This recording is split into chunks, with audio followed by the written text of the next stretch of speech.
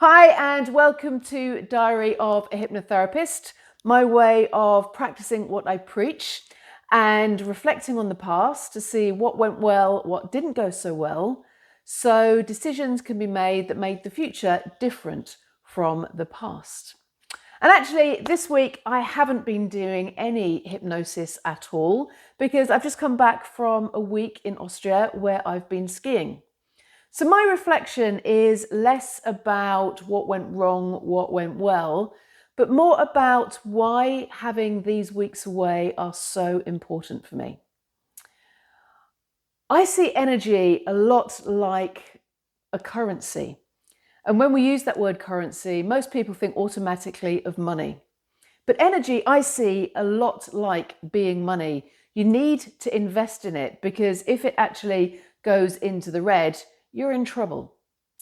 And the mountains are somewhere that I find my energy gets boosted. I love just the rawness of standing there at the top of the world and just seeing miles of snowy peaks in front of me. But it's also a holiday that, even though it's very physical, skiing 25 to 30 miles a day, that also tops up my energy. Because a lot of people think to relax, you need to be passive. But that's not the case. Anything that enriches you and makes you feel better, leaves you feeling more energized, is an investment in your energy. And in my past, I have been really, really bad at managing my energy to the point that I've ended up in hospital twice after collapsing. So now I invest in my energy really, really acutely. And during most weeks, I don't probably have enough sleep, if I'm genuinely honest. And my battery slowly just comes down. So I've learned over time that the best way to manage my energy is to have regular short breaks. So we're only 6-7 weeks into the year, and I've had a week's holiday. I've got another long weekend booked in March, another one in June, because that for me is what works. Doing things that are a change of pace, a change of scenery, doing things that I love that are often still quite active, but bring that battery back up to 100%.